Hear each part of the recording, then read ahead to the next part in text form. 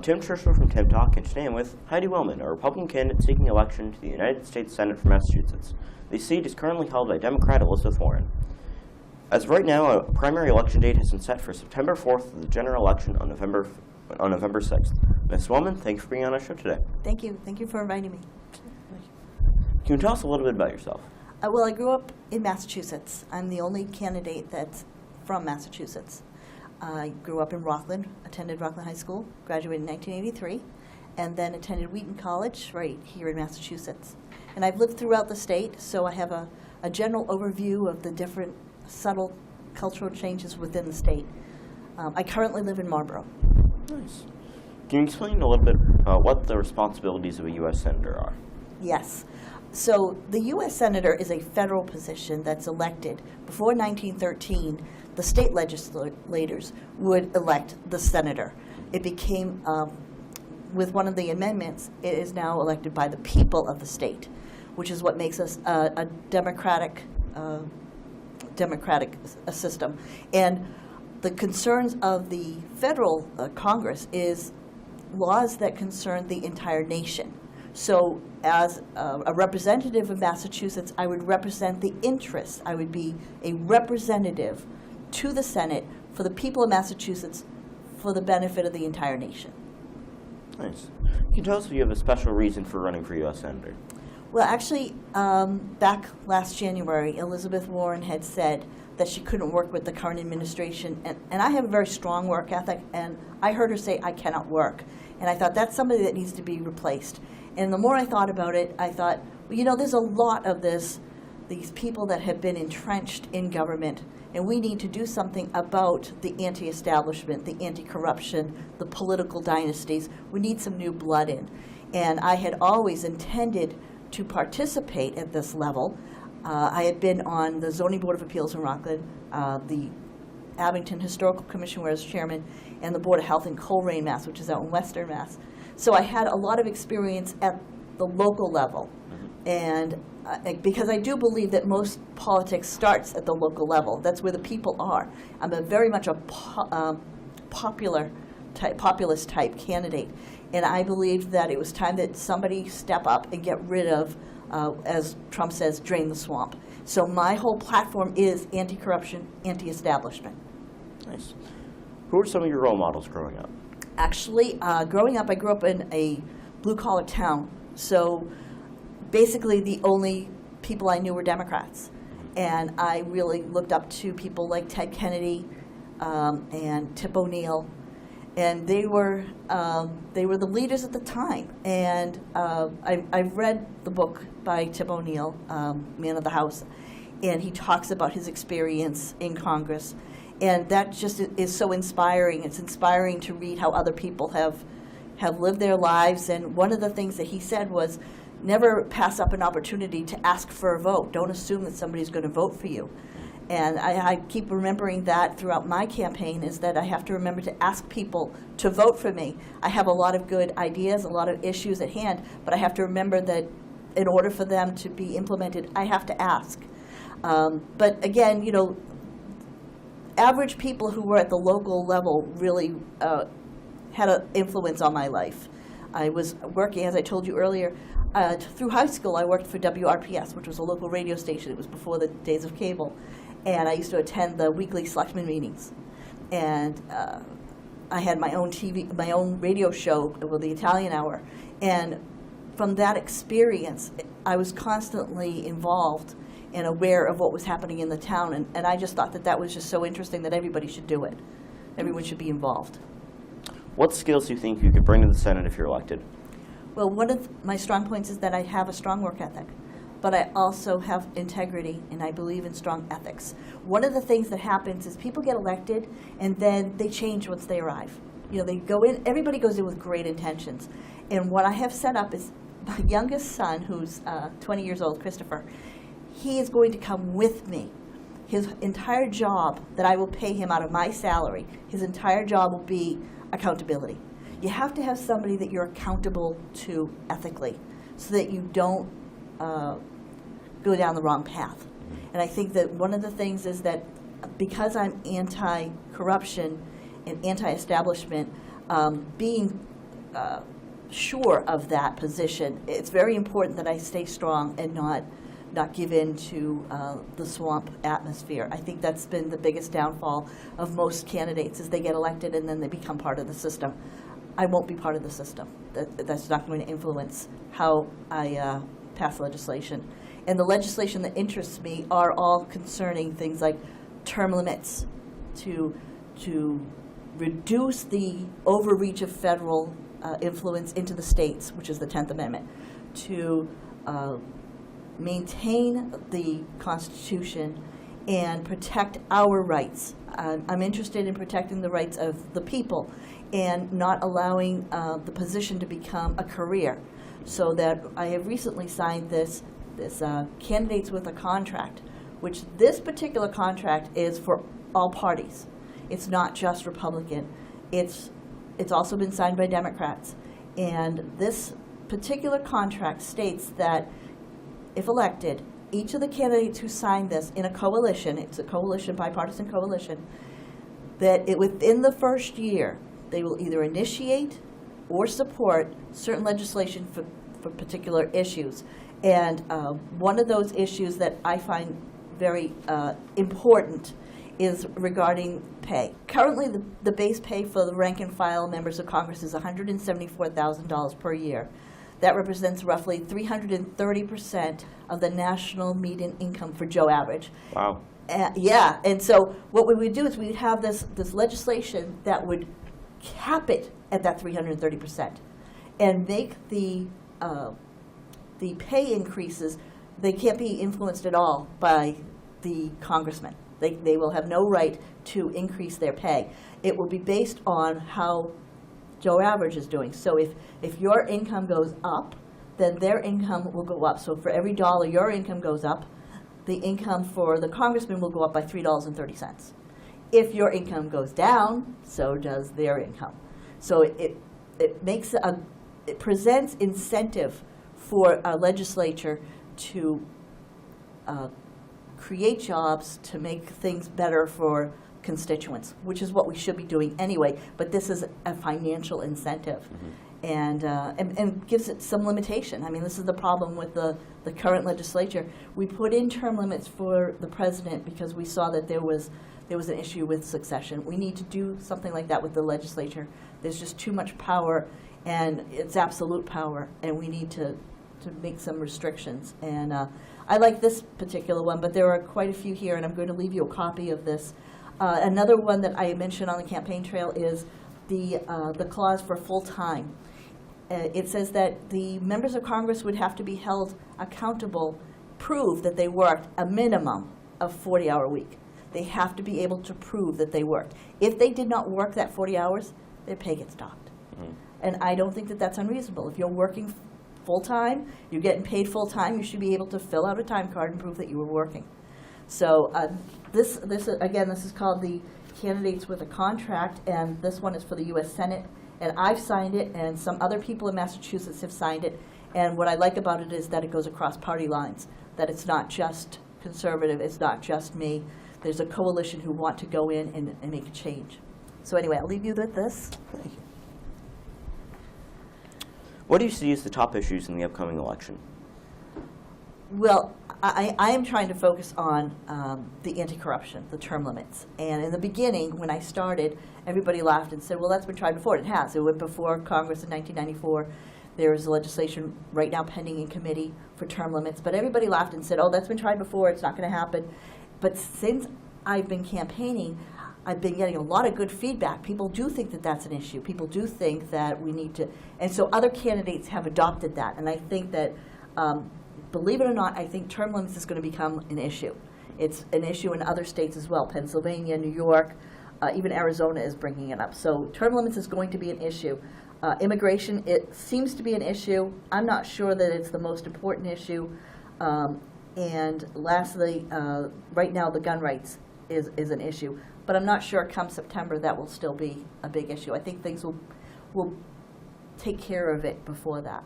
People are not going to wait. Okay. What do you think the Republican Party has to do to stay competitive and win elections? Well, this is the thing, and I've been telling them time and again, they need to change their image. And I think that the Republican Party has been accused of being the party of the rich white man in a suit. And there are a lot of women in the Republican Party. And this election cycle, we have 2 of us running for U.S. Senate, 2 women. So the Republican Party needs to accept the fact that the image needs to change, encourage candidates who are different, to show that they are diverse. I mean, we have candidates who are black, if you want to call them black. I don't know how to else to say it, but we have other candidates that don't fit that white male image, and we need to be able to embrace that and say, yes, we're going to promote them, rather than trying to discourage it and say, well, they don't represent what we want to have for an image. And I think that it's possible for the Republican Party to encourage more people to join if they can show that they're more inclusive. And I'm getting a lot of good feedback. Like I said, I'm getting a lot of good feedback from across the state, particularly west of Worcester, where people are a little more open-minded. There's a lot of, the biggest party in Massachusetts is the unenrolled party, and we could have them as party members if we could show that somehow we have something in common with them. Yes. What do you think are some bipartisan issues that Republicans and Democrats can both work on? Well, that's why I've been focusing on the anti-corruption, the term limits, making all members of the legislature accountable to the same laws that we are, which is they can't take an inside tip in committee and then go and invest in a company that they know is going to be doing business with the federal government or will be benefiting in any way.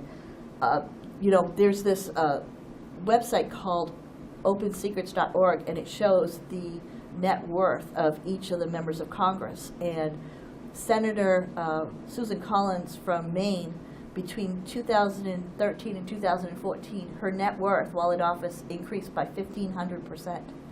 Senator Warren's net worth is in excess of $7 million.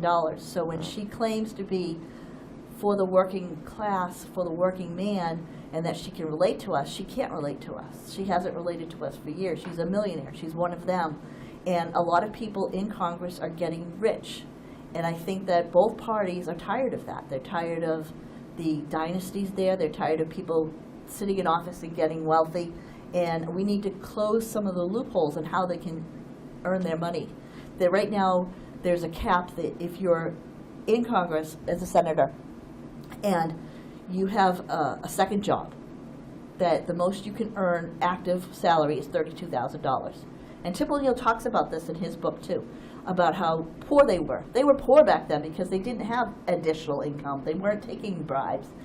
And right now you're capped at $32,000, but there are exceptions to the rule. And one of those is you can write books and collect royalties. Well, Elizabeth Warren is collecting $1.6 million a year in royalties. And I read her books, and I have to say I'm prepared to debate her. I'm prepared to meet head-on-head with her and confront her about some of the things that she's written in her books, and the fact that she's getting rich off of exploiting the middle class rather than representing them. Wow. In your words, can you tell us what you think the 3 greatest priorities for Massachusetts and the United States are right now? We need to secure our borders. There's no question about that. My mother came here legally from Italy back in 1963. She married my father, who was in the Marine Corps, and it took 2 years for her to get vetted and allowed to come over here. And she became a naturalized citizen. And that, I think, is the majority of the legal immigrants. They want to assimilate. But we have some people that don't want to assimilate. They just want to be here, live here with a green card, never become naturalized citizens, and just use our resources. We need to weed that out. We only want to keep people who want to be Americans. And likewise, if there are American citizens who don't want to be here, by all means, feel free to leave. I mean, you're not forced to stay. So I think we need to secure the borders and only have the people who want to stay, who are going to be productive, to make our country great. And so I think in that sense, immigration is important, but it's not so much an immigration thing, it's a border control issue. And the Border Patrol, I do subscribe on Twitter to the Border Patrol site, and they are in favor of a wall. They are in favor of stronger borders. And so I am in favor of the wall. I am in favor of stronger borders because that's what they want. They're the ones that are on the front line. I think that I'm very happy that they have started some sort of initiative to decrease taxes. I think that we've been overburdened with tax being with a libertarian background, I'm a Ron Paul libertarian originally, I believe that all taxation is theft. So I'm not in favor of taxes, so anything we can do to decrease taxes, I would welcome. But that might mean that we're going to have to slash some things that are in the budget currently. Some things that I would argue are not constitutional. For instance, some of the EPA that's not a constitutional agency. It was created in the 70s. It's actually, there's nothing in the Constitution that allows for it. The ATF agency, really, it's not part of the federal government. It's not a constitutional agency. So, and of course the IRS. So if we could cut some other places to make up for the tax cuts, we don't need as much money to run the government. What we do need to do is recognize the 10th Amendment, which is any power not granted to the federal government should be granted to the state. So there's a lot of things that are in the federal budget that belong to the state. HUD, Department of Education, all of that should be passed along. We don't need to duplicate these departments. What we need to do is allow the states to take it over and handle it themselves, and that would decrease some of the taxes at the federal level. It would also make it to the point where hopefully we don't need so many laws at the federal level. We don't need full-time congressmen. I mean, that was the idea, was not to be full-time. If we could have the states manage more of their own business. Again, back to keep it local. Keep it local. You want to have the local people managing their schools. You don't want to have Washington telling you what your school day is going to be made of, and what your curriculum should be. You want to be able to have each according to his needs. When we lived in Coleraine, the student body there was very different than the student body in Medway, where my kids had come from school. And the teachers there were very good at assessing what learning curriculum they needed to implement for those students. A certain curriculum isn't going to work for every single student body. So in a town where the majority are blue collar or farming, they're not going to be, in general, they're not going college bound. They're not. So you need to make that curriculum tailored for their needs, exactly what they need, and it shouldn't be across the board. So again, I think that we need to realize that more government needs to be held at the local level rather than the federal. Okay. What are your thoughts on the current presidential administration and Mr. Trump's first year in office? Well, that's a love-hate relationship. I do not like him as a person. I would have coffee with him, but I don't see that I would personally hang out with him ever.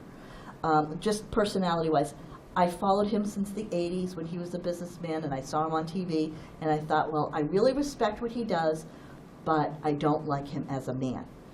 As a president, I think that he uses that office for the common good. He means well.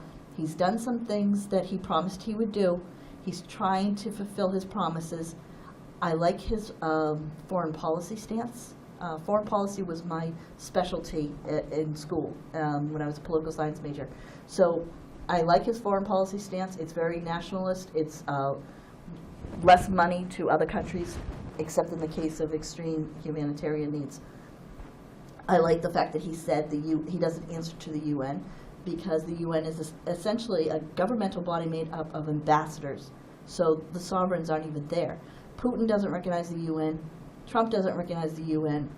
I kind of have to agree with them that the UN has not fulfilled their purpose. They're not getting involved in humanitarian issues that they should be. In fact, a year ago, they declared that Ethiopia was a crisis situation with genocide, and a year later they still have done nothing. So they can sit there and say that that's a crisis, that's bad, but they're not doing anything. So what we need to do is replace it with something that would work, that's able to do that. So I think that he's on the right track. I'd like to give him more time. I support his immigration policy. I support his tax policy. I support a lot of what he says. The problem I have with his tax is that he's going to be increasing taxes. And I'm waiting to see, because I don't support anyone increasing taxes for spending unless they're going to decrease spending somewhere else. And I think he is planning to decrease spending somewhere else so that it will budget out. And in that case, I'm waiting to see, because I think he's doing the right thing if that's the case. We are going to end up in a war and increasing military spending. I cannot I can justify that. I can see that happening, but we need to be prepared. Okay. What are your thoughts on the mainstream media? They've ignored me, so I'm not too happy with them. I send them press releases. I send them videos. I contact them constantly to amend their reports as to who's running for office and give them references to my website and to different places where they can verify who the candidates are, and they just ignore me. So I think that in a larger sense, that's what they do across the board. They pick and choose what they want to report on. They're not reporting. What they're doing is they're writing a lot of opinion pages. And I've accused them of that a number of times, that this article in the Lowell Sun that recently came out that, you know, Trump maybe deals biggest, the best thing for deal is that I wrote to the Lowell Sun, I said, look, what is this, a paid advertisement for a candidate? Because there's nothing to report here. All you're reporting is on this one candidate and how he's going to ride the coattails of the president. Where's the news? So I think that mainstream media needs to clean house and get back to what they're supposed to do, which is reporting the news, reporting the facts. So how would you reform the media or drain the swamp? That's not the job. That's a business. It's a private business. So I don't think the government should overreach there. We can't get involved in that. But what we need to do is pressure the owners of those businesses to make the change. Pressure them that, look what happened with the NFL. We'll boycott you. If you're going to behave this way, we'll boycott you. And I think that, especially in the case of, say, the Boston Herald, where the readership has died off and they've gone into bankruptcy, they more than anybody need to reform themselves if they want to keep subscribers. What change would you like to see in Massachusetts within the next 5 years? I'd like to see more infrastructure. See, the thing is that I wouldn't be representing Massachusetts. I'd be representing the federal. But from Massachusetts' point of view, I would like to see more infrastructure. Specifically, I'd like to see somebody take charge of the MBTA. We need more public transportation for people to get around. Not everybody should be driving a car or wants to drive a car. We need to replace and fix our roads and bridges. I did some research on that, and the federal government has very little to do with that. It's basically at the state level. So the state needs to get their act together to make these changes, or they're not going to be able to attract more businesses, because who wants to come here and not be able to move their people around? This is the problem we have with the Amazon headquarters coming in. If you don't have a strong public transportation and you have bad roads, nobody's going to be able to get to and from work. They're not going to be able to park. So the infrastructure is key in order to build business, to bring in business, and to be prosperous. The key to our economy is having a strong infrastructure. And that's why Eisenhower built that interstate highway. And we just haven't maintained it. We haven't made it a priority. We need to make that a priority if we want to grow. What would you most want voters to know about you? I'm a fighter, but not a fighter like Elizabeth Warren. I don't get out the boxing mitts. I believe in standing my ground and voicing the opinion of the minority who doesn't get their voice heard. That's the same message that Trump made. It's my message as well. There's too many people out there that are not having a say in government, and only the loud people are being heard. A lot of people have some good ideas. They need to be encouraged to run for office locally, state level, even federal level. We need to embrace that there's other people out there except for just the loud group of extremists. And so I'm not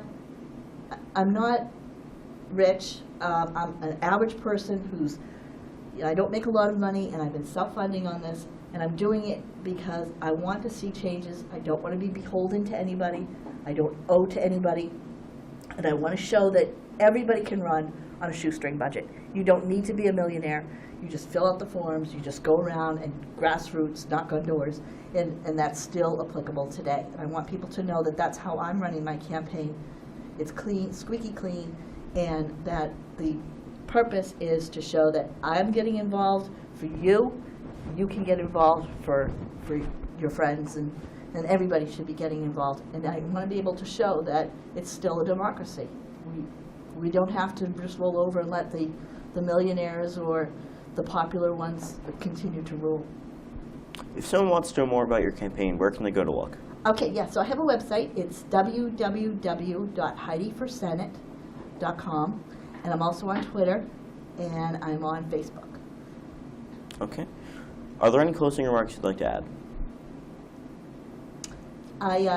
We do have a convention coming up, April 28th, and the Republican Party, in an effort to adopt the same rules as the Democratic Party, as you know, the Democratic Party is larger than the Republican Party in the state.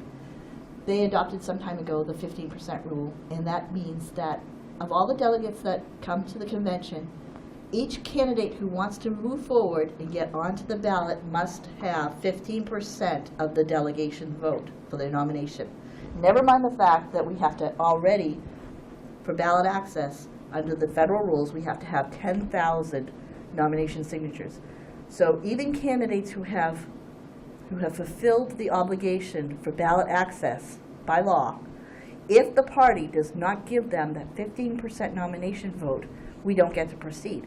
And I have been arguing that that is undemocratic, because what it does is it creates a party system that's based on an oligarchy where you're predetermining who your candidates will be for the primary. The whole intent of the primary is for the voters of that party to decide who's going to represent them.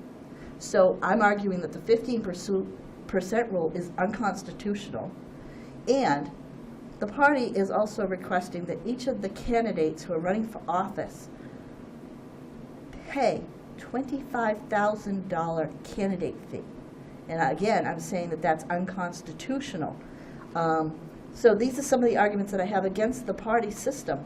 I don't know if the Democrats do the same, but the Republican State Committee does.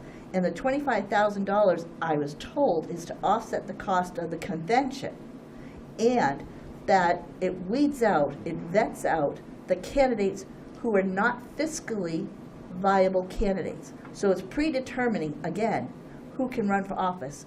And under the First Amendment, we have that right. You have a right, once you're over 18, to run for public office locally. And when you're 25, you have the right to run for U.S. congressman.